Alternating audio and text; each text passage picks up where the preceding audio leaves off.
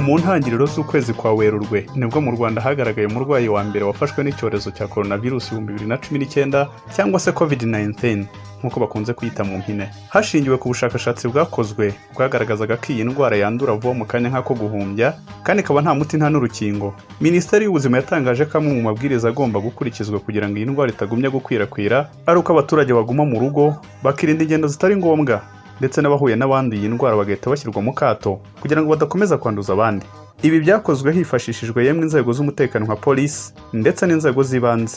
Ibigo by'amashuri birafungwa, abanyeshuri basubira iwabo, ingendo zirahagarikwa, abakozi basabwa gukorera akazi mu ngo. Kubera ko iminsi yo kuguma mu rugo yagendaga yongerwa, bamwe mu bazi gutebya bakabyitiranya na seasons cyangwa seri z'amafilimi y'uruhererekane, leta yaje kugoboka abaturage bamwe na bamwe bari barazahajwe n'inzara cyane ko batabonaga uko bajya gushaka amaramuko. Umwe mu bashesha kanguhe twari kumwe yarebye uko abaturage babyukiraga ku mukuru w'umudugudu bashaka imfashanyo ngo bimwibutse ubuzima yabayemo mu mwaka w'1943 ubwo babyukiraga mu ngo z'abatware, abihaye Imana ba Kiliziya Gatolika ndetse n'abamisiyoneri b'abaprotestanti, ndetse yewe n'ibwami bagiye kureba niba babafasha kurengera amagara, dore ko inzara ya Ruzagayura yari bageze kure. Nyuma yo kumutega amatwi nibwo nanjye nasubiye mu bitabo ndetse n'inyandiko zitandukanye zivuga kuri iyi nzara. Nasomye igitabo cya Kagame Alex cyitwa Un abrégé de l'histoire du Rwanda, igitabo cya Muzungu Bernard cyitwa L'histoire du Rwanda sous la colonisation, ndetse n'inyandiko ya Dante Singiza yitwa La famine Ruzagayura, cause, conséquences et réaction des autorités, iboneka kuri internet, maze nifuza kubasangiza byinshi bivugwa muri iyi nzara. Nitwa Semutambana Shakwe.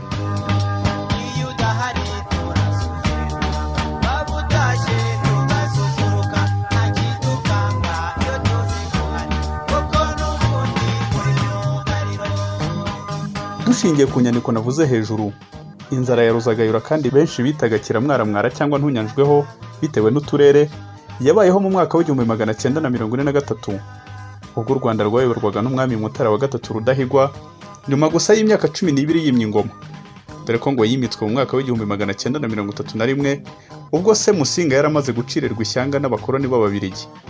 Iki gihe kandi u Rwanda ndetse n'u Burundi byari byararagijwe igihugu cy'Ububirigi ngo gicunge neza ibi bihugu, ariko gitange raporo ku muryango mpuzamahanga bitaga League of Nations cyangwa Société des Nations. Ububirigi bwahawe ibi bihugu nyuma y'uko byambuwe Abadage bamaze gutsindwa intambara ya mbere y'isi, maze kuko Ububirigi bwari busanzwe bukoloniza igihugu cya Congo, bwahise buragizwa gucunga inyungu z'umuryango mpuzamahanga mu gihugu cy'u Rwanda ndetse n'u Burundi, aribyo byitwaga Rwanda Urundi sous protectorat belge.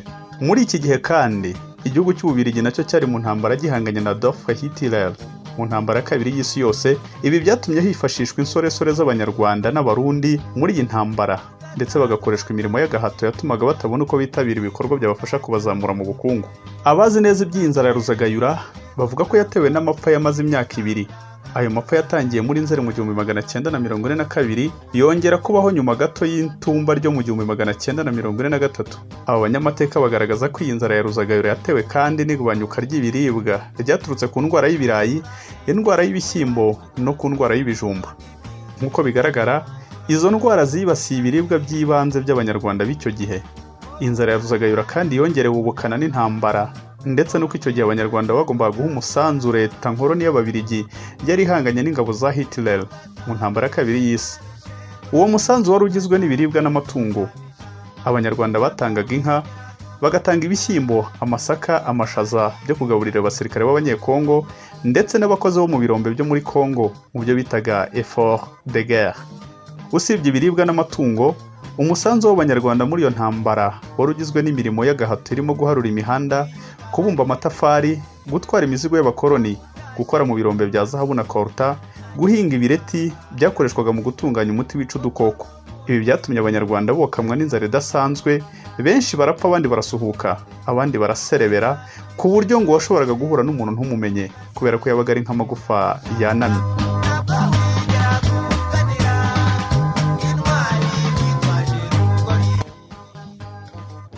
Mu gihe cya Ruzagayura, uduce tw'imisozi ihanamye, uduce tw'ubutaka busharira, uduce turangwamo isuri nitwo twababaye cyane kurusha utundi. Muri utwo duce kimwe n'ahandi, abaturage barazahaye ku buryo benshi bamaraga iminsi 2 cyangwa se 3 batariye. Ntibyumvikana ukuntu abantu bashobora kwicwa n'inzara bagasonza bihambaye kandi badafunze, ariko byarabaye inzara irabahitana. Abaryaga wasangaga barya inguri, bakarya imizi y'ibiti, amareberebe, umutsima uvuye mu ifu y'ibiti bya barakatsi cyangwa se mu ntembe y'insina. Aha ni muri cya gihe umubyeyi yashoboraga kuzingazingira uburingiti mu nkono agashyira ku ziko kugira ngo abana bagire icyizere cy'uko bari buze kurya, ariko mu by'ukuri nta gitetswe. Abafite agatege barasuhukaga bakajya gushaka aho bakura ibiribwa cyangwa se aho bagurana ibikoresho byabo n'ibiribwa. Benshi wasangaga barananutse bikabije, bakitwa ingarisi kubera ko babaga barashizemo ari amagufa agenda akomangana. Nk'uko abakuru bavuga ko umupfu w'inzara atagwiwe, imirambo y'abitabye Imana yasangwaga hafi y'imihanda, mu mirima, mu mashyamba, ku nkengero z'inzuzi n'ahandi henshi. Iki gihe byasabaga umwami Mutara Rudahigwa n'abatware be, abakoloni ndetse n'abanyarwanda bose gufata ibyemezo bikomeye ngo bahangare iyo nzara yari igiye kwigira karande. Iki gihe umwami Mutara wa gatatu Rudahigwa yafashe iya mbere mu gutanga imfashanyo kuri rubanda rushonje, yewe gerekaho no kubagira rubanda amashyo y'inka ze zari zikwiriye imisozi, ngo arebe ko rubanda rutaguma kumugwa mu maso, ariko biranga bibi by'ubusa. Abihaye Imana ba Kiliziya Gatolika kimwe n'abamisiyoneri b'Abaprotestanti nabo bashyizeho akabo batanga imfashanyo kimwe n'abatware bose b'u Rwanda, ariko biranga inzara idutsembamo umubare w'abantu benshi. Iyi nzara yahitanye umubare w'abantu hagati y'ibihumbi 300 ndetse na 250, abandi bagera ku bihumbi 75 barasuhuka. Mu gushaka igisubizo kuri iyi nzara, iki gihe umwami n'abatware bafashe iya mbere mu gushishikariza abaturage guhinga ndetse hazamo n'agahato, bizirika umukanda, bahinga ibishyimbo, amashaza, ibirayi, imyumbati n'ibijumba. Izi zikaba ari imbuto nshyashya bari bahawe kubera ko izindi zo zari zaramaze kwangirika. Maze kubera uburumbuke bw'imvura yaguye mu buryo buhagije, umusaruro wariyongereye, ibigega byongera guhunikwamo, abari barasuhutse bagaruka mu ngo zabo, ihumure rigaruka mu Banyarwanda, dore ko burya utayihinganye atayishira.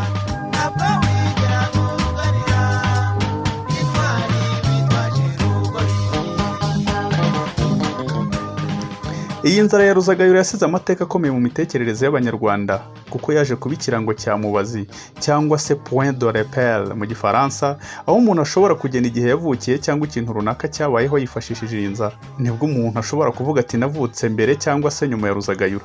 Iyi nzara kandi ngo yatumye Abanyarwanda bamwe na bamwe biga ubugome bukomeye cyane, aho bashoboraga gutega umuntu nijoro bakamwambura imfashanyo y'ibwami mu batware cyangwa mu bamisiyoneri, ngo byanarimba akaba yanahasiga ubuzima. Nubwo iyi nzara yagize ubukana budasanzwe mu Rwanda, igitangaje kandi kinateye agahinda ni uko impapuro za Minisiteri y'Ububanyi n'Amahanga mu Bubiligi zigaragaza ko hakozwe raporo mu 1945 ikamurikirwa umuryango mpuzamahanga Société des Nations cyangwa se League of Nations, ikavuga ko iyo nzara yari iri mu Rwanda itari ikomeye kandi ko nta muntu n'umwe wahasize ubuzima. Bakanavuga ko kandi mu gihe inzara yari igiye gutera mu Rwanda bashyizeho ingamba zikaze, bityo bakayikumira. Impamvu y'ibi byose ngo kwari kugira ngo bagaragaze ko bacunze neza igihugu cy'u Rwanda bari bararagijwe n'umuryango mpuzamahanga, dore ko iyo baza kugaragaza ko inzara yatsembye Abanyarwanda, byari kuba ari ukwerekana ko ntacyo bamariye Abanyarwanda igihe cyose bamaze babayobora.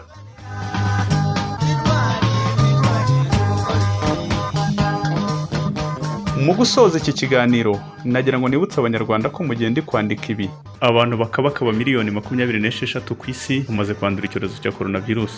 Iki cyorezo nta muti kandi nta rukingo, ariko kwirinda birashoboka twese dufatanyije kandi dukurikiza amabwiriza yose atangwa na Minisiteri y'Ubuzima.